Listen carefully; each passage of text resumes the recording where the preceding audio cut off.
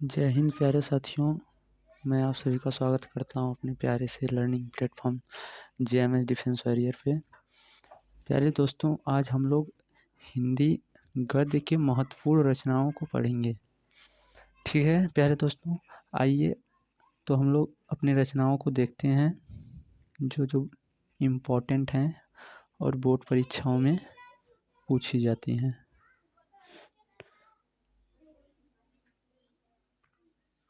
चलिए तो दोस्तों, पहले हम स्टार्ट करते हैं यहाँ से।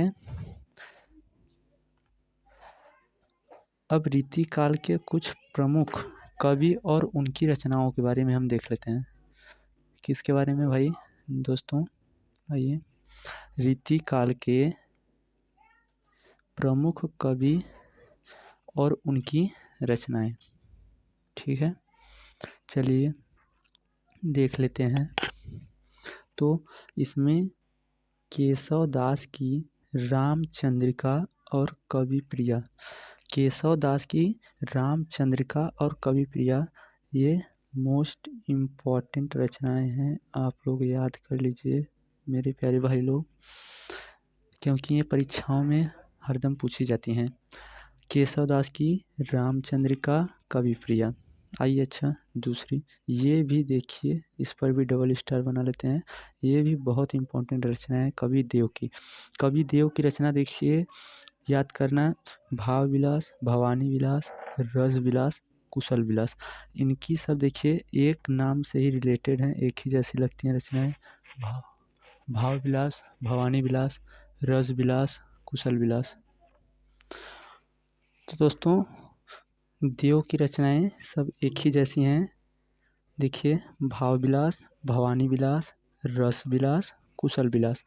और इनकी एक और रचना है काव्य रसायन, काव्य रसायन। ये भी अगर आपको याद करना होगा तो याद कर लीजिएगा, ये भी इनकी एक रचना है।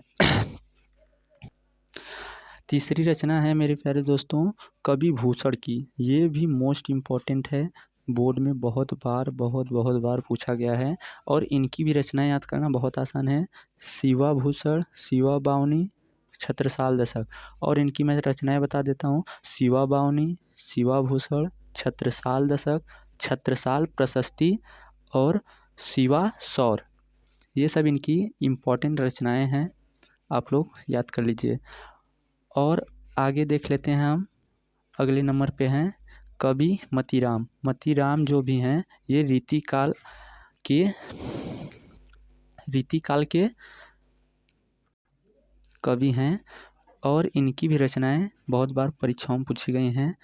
जैसे देखिए, रसराज और ललित ललाम, ये दोनों परीक्षाओं में बहुत बार पूछी गई हैं और बहुत इम्पोर्टेंट हैं। इसीलिए आप लोग याद कर लीजिए मतीराम की रसराज और ललित ललाम। ठीक है, अब आ जाते हैं अगले पे। पद्माकर की पद्माभरण, जगद्विनोद और गंगा लहरी और पद्माभरण, ये तो परीक्षाओं में बहुत बार पूछी गए हैं।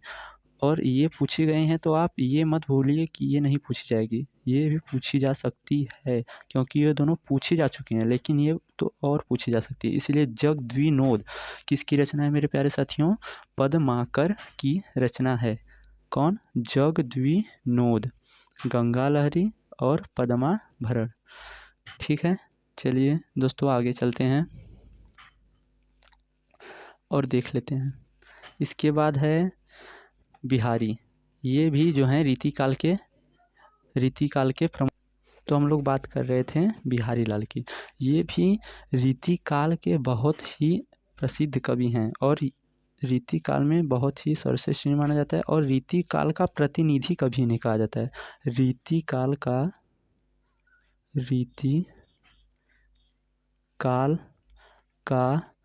प्रतिनिधि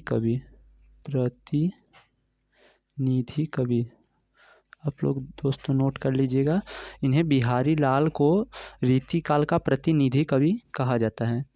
और मैं बता दूं कि इनकी एक ही रचनाएं बस है जो इन्होंने अपने जीवन काल में एक ही रचनाएं की। और इस रचना का नाम है बिहारी सत साई। क्या नाम है भैया? बिहारी सत सई। और इसमें भी पूछ देता है कितने दोहे हैं, तो 719 दोहे हैं। कितने दोहे हैं? 719 दोहों का संग्रह है।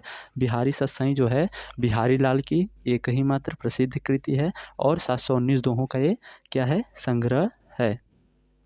ठीक है दोस्तों, चलिए याद हो गया होगा, मुझे आशा है कि आप लोग याद कर लिए होंगे अच्छे से। तो एक बार हम लोग पुनः रिवीजन कर लेते हैं, देख लेते हैं सभी IMP रचनाओं को। चलिए आपको रिवीजन कराता हूँ।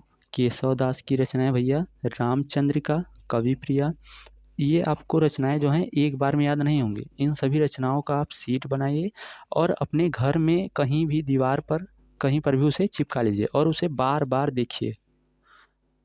अगला क्वेश्चन देखते हैं। देव की भाव विलास, भवानी विलास, रस विलास, कुशल विलास, और मैंने एक बताया था काव्य रासायन। ठीक है, अगली हम लोग देख लेते हैं भूषण, कवि भूषण। ये तो मैंने बताया था ना, ये भी जितने रचना मतलब कवि हैं सबकी रचनाएं इम्पॉर्टेंट है और परीक्षाओं में 100% पूछे जाते हैं। इसीलिए आप लोग इसे बिना याद किए परीक्षा न देने जाएं। अगर आप चाहते हैं कि हिंदी जैसे विषय में आपको 100 में से 100 लाना है, और हिंदी में ये भी जान लीजिए आप लोग कि जो हम लोग 20 MCQ आता है, 20 MCQs आता है, उसमें से 10 जो प्रश्न होते हैं वो 20 में से 10 प्रश्न जो होते हैं वो गद्य पद्य साहित्य के इतिहास से होते हैं। गद्य और पद्य के साहित्य के इतिहास से होते हैं। तो आज हम लोग इस वीडियो में पद्य साहित्य के इतिहास से जो इम्पोर्टेंट रचनाएं उनको कर रहे हैं। अगले वीडियो में हम लोग गद्य साहित्य से जो इम्पोर्टेंट रचनाएं होंगे उन्हें कर लेंगे। ठीक है प्यारे दोस्तों, चलिए अच्छा अब आगे चलते हैं। अगला हम लोग प्रश्न देखते हैं। ठीक है, चलिए अब यहाँ पर है अष्टछाप के कवियों के नाम। हाँ, इससे देखिए बहुत सारे प्रश्न बनाकर पूछता है कि अष्टछाप के कवियों के नाम बता दीजिए। अब अष्टछाप के कवियों के नाम सूरदास, नंददास, परमानंद दास, कृष्णदास, कुंभन दास, चतुर्भुज दास, चित्तस्वामी, गोविंद दास, ये 8 कवि थे। कितने कवि थे? 8 कवि थे। अष्टछाप क्यों कहते हैं? क्योंकि ये 8 कवियों का समूह था। 8 कवियों का समूह था। ठीक है, और अष्टछाप किसने बनाया था? तो वल्लभाचार्य के पुत्र ने, वल्लभाचार्य के, स्वामी वल्लभाचार्य के पुत्र ने। पुत्र का क्या नाम था? गोस्वामी विट्ठलनाथ। इन्होंने सूरदास सहित 8 कृष्ण भक्त कवियों का एक समूह बनाया और इसी को इन्होंने क्या कहा? अष्टछाप कहा। ठीक है दोस्तों, इतना समझ में आ गया होगा आप लोगों को। अब मैं जानता हूँ कि अष्टछाप के कवियों को नाम को याद करने में आप लोगों को परेशानी होती होगी, इसीलिए मैंने कुछ ट्रिक बनाकर यहाँ पर आप लोगों को याद करने के लिए लाया है। ठीक है, चलिए ट्रिक के माध्यम से उन्हें समझने का प्रयास करते हैं। ठीक है प्यारे साथियों, चलिए देख लेते हैं। अब यहाँ पर ट्रिक क्या है? ट्रिक ये है कि आपको कुछ सेंटेंस, 2 सेंटेंस याद करने होंगे। पहला है कृष्ण के परम भक्त सूर कुंभा, कृष्ण के परम भक्त सूर कुंभा। और दूसरा बोला है चतुर नंद पुत्र छित गोविंदा, चतुर नंद पुत्र छित गोविंदा, चतुर नंद पुत्र छित गोविंदा। देखिए यह है ना, कृष्ण के परम भक्त सूर कुंभा और दूसरा है चतुर नंद पुत्र छित्र गोविंदा। ठीक है, चलिए तब इसको हम लोग समझने का प्रयास करते हैं इस ट्रिक को। इस ट्रिक में ये बोल रहा है कि अब देखिए पहले लाइन से कृष्ण से कृष्णदास के परम भक्त, कृष्ण के परम भक्त। अब यहाँ पर इसको और इसको छोड़ दीजिए और परम को पकड़िए, और परम से क्या हो जाएगा? परमानंद दास। परम से क्या हो जाएगा? परमानंद दास। और यहाँ पर ये जो सूर है, सूर से सूरदास, और कुंभा से कुंभन दास, कुंभा से क्या हो जाएगा? कुंभन दास।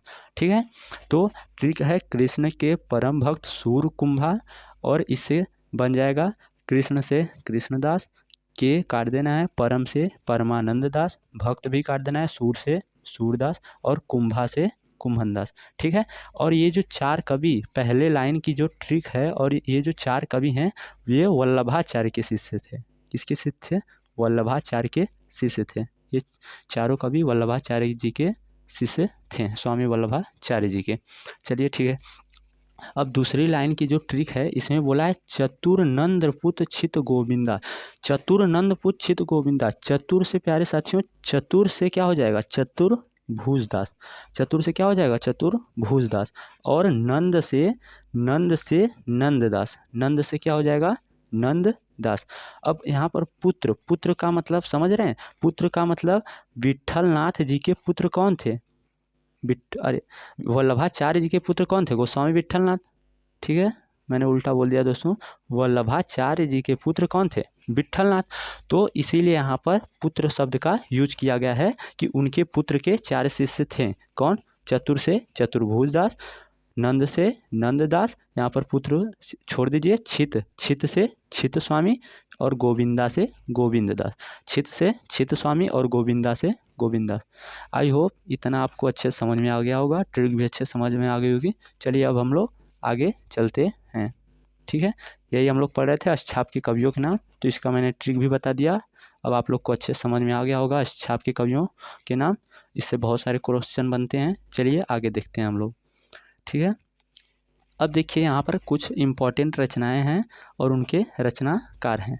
तो रचनाओं में देखिए, रचना है कुतुबन। कुतुबन की रचना है कुतुबन। कवि कुतुबन की रचना है मृगावती। कुतुबन की रचना है मृगावती। ये सब जितनी रचनाएं सब इम्पॉर्टेंट है और आप लोगों को याद करना बहुत आवश्यक है। अगर आप लोग जो 10 नंबर का गद्य पद्य साहित्य का इतिहास आता है उसमें से 10 के 10 सही करना चाहते हैं तो आपको याद करना ही पड़ेगा। ठीक है, चलिए अब देख लेते हैं मंझन। कवि मंझन की जो रचना है वो क्या है? मंझन की रचना जो है, मंझन की रचना है मृगावती। मंझन मृगावती। देखिए इसमें हम लोग ट्रिक भी बना सकते हैं अपने से। म से मंझन, म से मधु मालती। मंझन मधु मालती, मंझन मधु मालती। और कुतुबन, कुतुबन से तो कोई ट्रिक नहीं बन रही है तो इसका ऐसे याद कर लेते हैं, कुतुबन से मृगावती।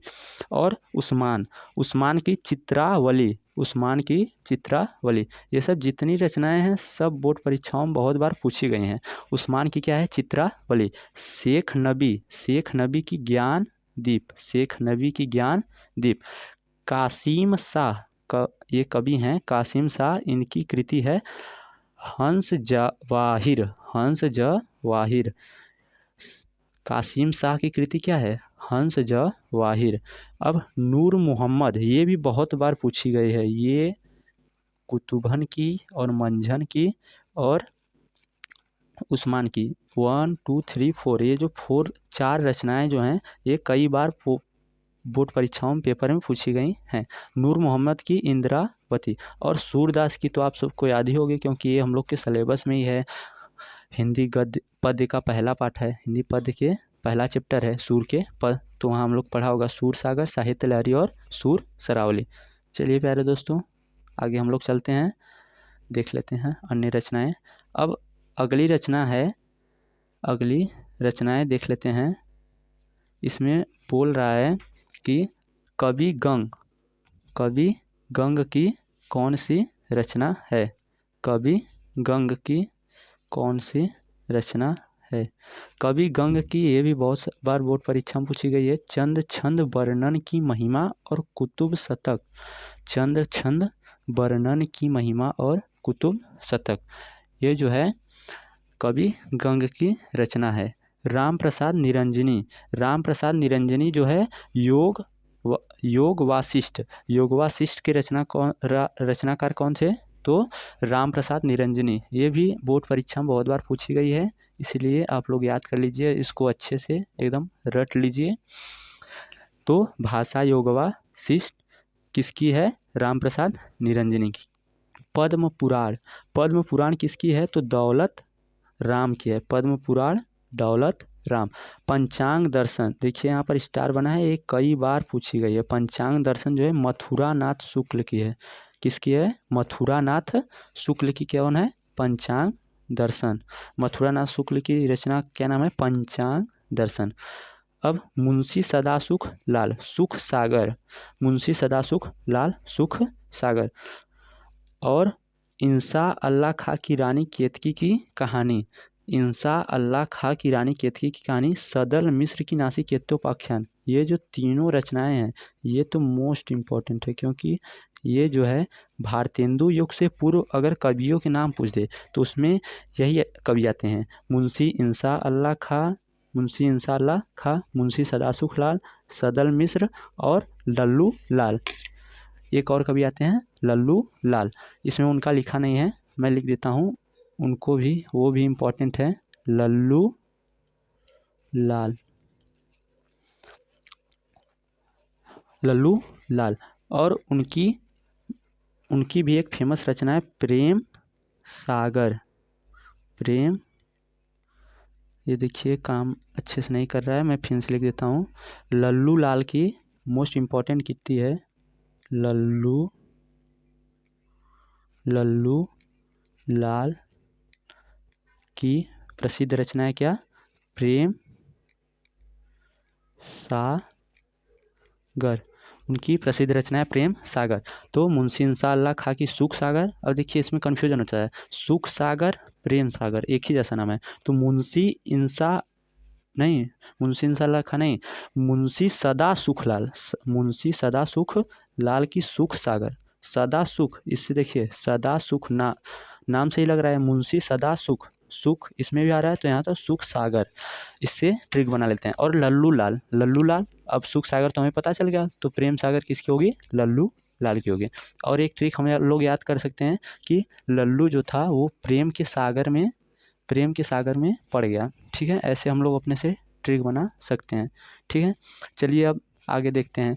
और इंसा अल्लाह खां की रानी केतकी की कहानी, इंसा अल्लाह खां की रानी केतकी की कहानी, सदल मिस्र की नासी केतोपाख्यान, ये भी सब इम्पोर्टेंट है। और ये तो और इम्पोर्टेंट है, दयानंद सरस्वती की रचना थी सत्यार्थ प्रकाश। सत्यार्थ प्रकाश किसकी रचना थी, तो दयानंद सरस्वती। और दयानंद सरस्वती जो थे ये आर्य समाज के संस्थापक भी थे। ये कभी कभी हिंदी में तो नहीं पूछता है लेकिन पूछ भी सकता है, लेकिन इनकी रचना पूछती है। सत्यार्थ प्रकाश जो है दयानंद सरस्वती की रचना है, और दयानंद सरस्वती आर्य समाज के संस्थापक थे। अब महावीर प्रसाद द्विवेदी जो हैं, इन्होंने सरस्वती मासिक पत्रिका इनकी रचना है, और इनकी पत्रिका का भी नाम है सरस्वती पत्रिका। और सरस्वती पत्रिका का संपादन इन्होंने सन 1900 ईस्वी में किया था। सरस्वती पत्रिका का संपादन कब किया था, सन 1900 ईस्वी में आचार्य महावीर प्रसाद द्विवेदी ने सरस्वती पत्रिका का संपादन सन 1900 ईस्वी में किया था। और द्विवेदी युग जो है हिंदी साहित्य में, उसका नाम भी द्विवेदी युग इन्हीं के नाम पर पड़ा था। ठीक है मेरे प्यारे साथियों, चलिए आगे हम लोग देख लेते हैं अगली रचनाएं, नहीं तो वीडियो बहुत लंबा हो जाएगी। चलिए अब गोकुलनाथ जी की रचना हम लोग देख लेते हैं। गोकुलनाथ जी की रचना देख लेते हैं हम लोग। गोकुलनाथ की रचना है 84 वैष्णवन की वार्ता, 252 वैष्णवन की वार्ता, 84 वैष्णवन की वार्ता और 252 वैष्णवन की वार्ता। गोकुलनाथ की रचना क्या है, 84 वैष्णवन की वार्ता और 252 वैष्णवन की वार्ता।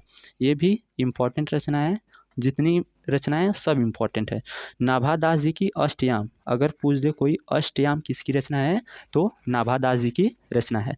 अब ये भी देखिए इम्पोर्टेंट है, बैकुंठमणि शुक्ल की रचना, अगहन महात्म्य वैशाख महात्म्य। अब देखिए दोनों महात्म्य कॉमन है, तो हम लोग ट्रिक बना सकते हैं। वैकुंठमणि शुक्ल की रचना जो है महात्म्य होगा, तो पहली रचना अगहन महात्म्य, दूसरी रचना वैशाख महात्म्य। ठीक है, ट्रिक अपने से बना लेते हैं, जहाँ जहाँ हम लोगों को समझ में आता है ट्रिक बना लेते हैं अपने से। ठीक है, अब देखिए लल्लू लाल मैंने बताया था ना, देखिए यहाँ पर दिया हुआ है लल्लू लाल, माधव विलास, राजनीति, प्रेम सागर। तो लल्लू लाल की प्रेम सागर याद हो गई हो, दो और याद करिए, माधव विलास और राजनीति। प्रेम सागर देखिए बहुत बार पूछ चुका है, क्या पता इस बार राजनीति पूछ दे और माधव विलास पूछ दे। ठीक है, माधव विलास देखिए 2024 में पूछा भी गया है, तो 2025 में क्या पता राजनीति पूछ दे। ठीक है, इसीलिए सब रचनाएं अच्छे से एकदम याद कर लेते हैं हम लोग। चलिए आगे देख लेते हैं। अगला है फतराम बैरागी का पंचाख्यान। फतराम बैरागी की रचना है पंचाख्यान। अगली रचना है श्यामलाल दास। अगली रचना किसकी है? श्यामलाल दास की है, वीर विनोद। श्यामलाल दास की क्या है? वीर विनोद।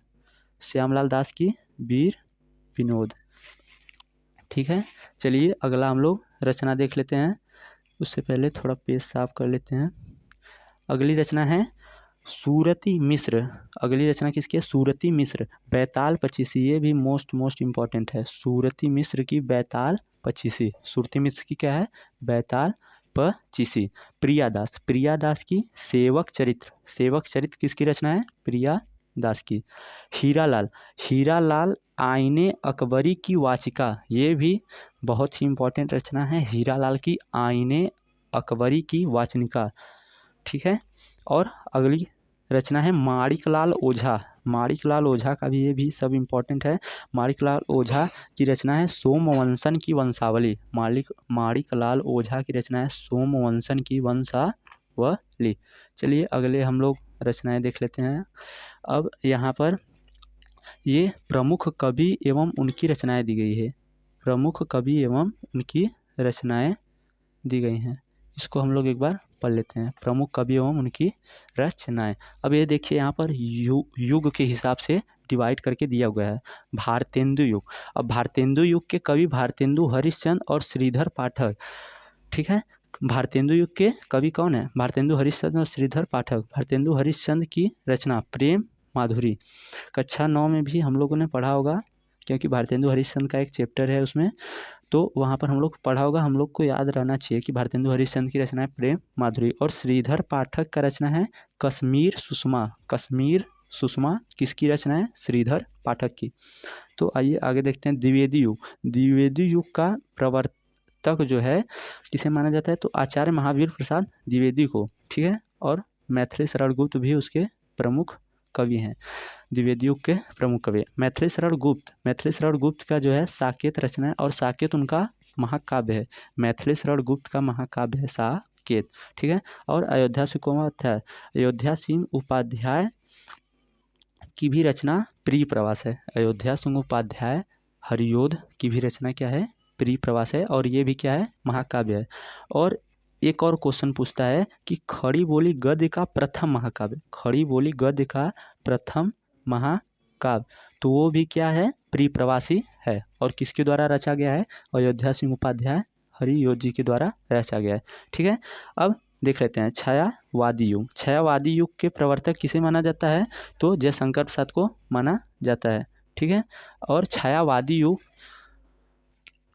का प्रवर्तक जयशंकर प्रसाद को माना जाता है। और जयशंकर प्रसाद की ये जो कृति है कामायनी, कामायनी उनकी एक प्रमुख कृति है, और कामायनी उनका महाकाव्य है। और छायावादी युग की महादेवी वर्मा भी हैं, और इनकी भी रचना यामा है, और यामा पर इन्हें ज्ञानपीठ पुरस्कार भी मिला था महादेवी वर्मा जी को। ठीक है, आगे देख लेते हैं प्रगतिवादी युग। प्रगतिवादी युग के प्रमुख कवि शिवमंगल सिंह सुमन और रामधारी सिंह दिनकर। अब ये जो प्रलय सृजन है ये पिछले बार भी पूछी गई थी और कई बार पूछी गई हैं। तो शिवमंगल सिंह सुमन किसकी है? शिवमंगल सिंह सुमन की रचना क्या है? प्रलय सृजन। प्रलय सृजन किसकी रचना है? शिवमंगल सिंह सुमन की।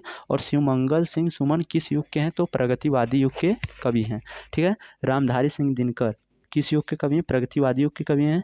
और उर्वशी इन्हीं की रचना है। ऐसे भी पूछ देता है उर्वशी किस युग की रचना है? तो प्रगतिवादी युग की रचना है। ठीक है, ऐसे क्वेश्चन बनाए जाते हैं बोर्ड में, तो हमें सब अच्छे से पढ़ लेना है। चलिए आगे देख लेते हैं। अगले पेज पे है प्रयोगवादी युग। यहाँ पर है प्रयोगवादी युग। प्रयोगवादी युग में अज्ञेय, नागार्जुन, धर्मवीर भारती, ये तीनों लोग प्रमुख हैं, और तीनों लोग को अच्छे से याद कर लीजिए। और ये भी पूछता है कि कभी कभी ये पूछता है कि जो तार सप्तक के संपादक कौन थे? तो तार सप्तक के संपादक अज्ञेय ही थे। ठीक है, तार सप्तक के संपादक कौन थे? अज्ञेय थे। प्रयोगवादी युग के प्रमुख कवि अज्ञेय हैं। अज्ञेय की ये रचना जो है आंगन के पार द्वार। आंगन के पार द्वार किसकी रचना है? तो अज्ञेय की रचना है, और कई बार पूछी गई है। अब नागार्जुन की प्यासी पथराई आँखें। नागार्जुन की प्यासी पथराई आँखें किसकी रचना है? तो नागार्जुन की रचना है। धर्मवीर भारती का ठंडा लोहा और कनुप्रिया, बहुत बार पूछा गया है, तो एकदम याद कर लीजिए। ठंडा लोहा और कनुप्रिया किसकी रचना है? तो धर्मवीर भारती की रचना है। धर्मवीर भारती की रचना ठंडा लोहा और कनुप्रिया। और ये भी पूछ देता है कि ठंडा लोहा किस युग की रचना है या कनुप्रिया किस युग की रचना है? तो प्रयोगवादी युग की। क्यों? क्योंकि धर्मवीर भारती जी किस युग के कवि थे? प्रयोगवादी युग के कवि थे। ठीक है, अब आगे आ जाइए नई कविता युग। नई कविता युग में देख लेते हैं गिरिजा कुमार माथुर और भवानी प्रसाद मिश्र इसके प्रसिद्ध कवि हैं। नई कविता युग के प्रसिद्ध कवि कौन है? गिरिजा कुमार माथुर और भवानी प्रसाद मिश्र। और गिरिजा कुमार माथुर की प्रसिद्ध कृति है धूप के धान। धूप के धान उनकी प्रसिद्ध कृति है, किसकी? गिरिजा कुमार माथुर की। और खुशबू के शिलालेख, खुशबू के शिलालेख, अब खुशबू के शिलालेख भवानी प्रसाद मिश्र के है। और इसका हम लोग एक ट्रिक भी बना सकते हैं। खुशबू अगर आपके घर में, बगल में या गांव पड़ोस में किसी का भी नाम होगा तो उसको समझ लीजिए वह भवानी है। और भवानी हम लोग सामान्यतः लड़कियों को मतलब कई भाषा में लड़कियों को भवानी भी कहते हैं, तो इसीलिए खुशबू नाम की कोई लड़की है उसको भवानी हम लोग बुला रहे हैं। तो खुशबू भवानी ऐसे याद कर लीजिए, भवानी प्रसाद मिश्र की खुशबू के शिलालेख। ठीक है, और गिरिजा कुमार माथुर की धूप के धान, यहाँ पर भी देखिए एक ट्रिक बन जा रही है कि धूप के धान, अब धूप में कोई व्यक्ति धान ढो रहा था और वह गिर गया, तो ऐसे हम लोग ट्रिक बना सकते हैं कि गिरिजा कुमार माथुर की धूप के धान। तो ठीक है, यहाँ तक मुझे आशा है आप लोगों को अच्छे से समझ में आ गया होगा। तो चलिए आगे देख लेते हैं। अब आगे देखिए यही है जो मैं आपको समझा चुका हूँ। तो आई होप आप लोगों को अच्छा वीडियो लगा होगा, और ऐसे ही और वीडियो चाहिए तो कमेंट करके मुझे इस वीडियो के ज़रूर बताइएगा कि वीडियो कैसी लगी। और इस वीडियो को ज़्यादा से ज़्यादा लोगों को शेयर कीजिएगा और लाइक भी कर दीजिएगा और चैनल को सब्सक्राइब भी कर दीजिएगा। तो आज के वीडियो में इतना ही।